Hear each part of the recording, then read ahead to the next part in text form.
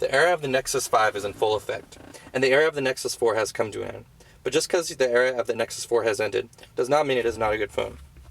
The luxury of having a Nexus device, such as the Nexus 4, is that you get the latest versions of Android.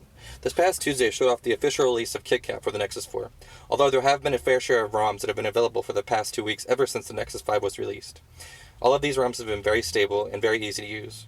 I have been experimenting with both the ROMs and the official KitKat release for the past 2 weeks or so. But all that aside, you might find yourself wondering, should I upgrade to the Nexus 5, or is KitKat on the Nexus 4 a good enough update for the Android OS to keep me holding on to my Nexus 4? Let's find out. To start, KitKat is much faster than Jelly Bean was before it. Scrolling smoother, apps seem to launch much faster.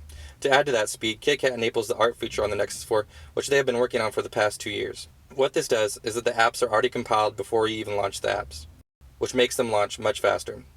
Go back to Settings, click on Developer Options, and then select Runtime. Click on Use Art.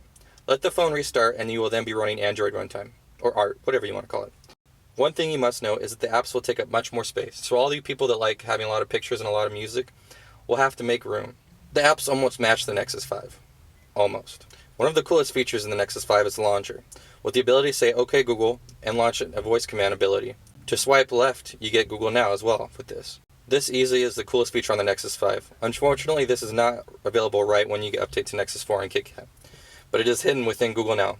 Fortunately, I have the download link for it in the description. Make sure to thank the guys from Android Police for this.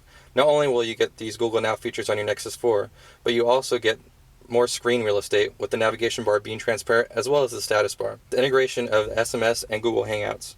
This gives you less boring interface as well as a chance to view your Hangout conversations in one app. I kind of look at this as Google's answer to iPhone's iMessage.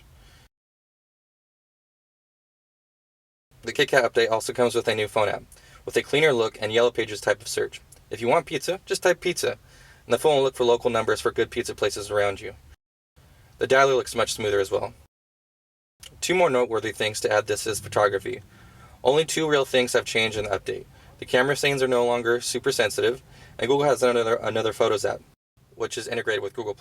But who knows what they'll do with the extra gallery that's sitting on your phone right now. Okay, so let's discuss this. After all these features now being added to the Nexus 4, is it still worth it to hold on to the Nexus 4? Yes and no.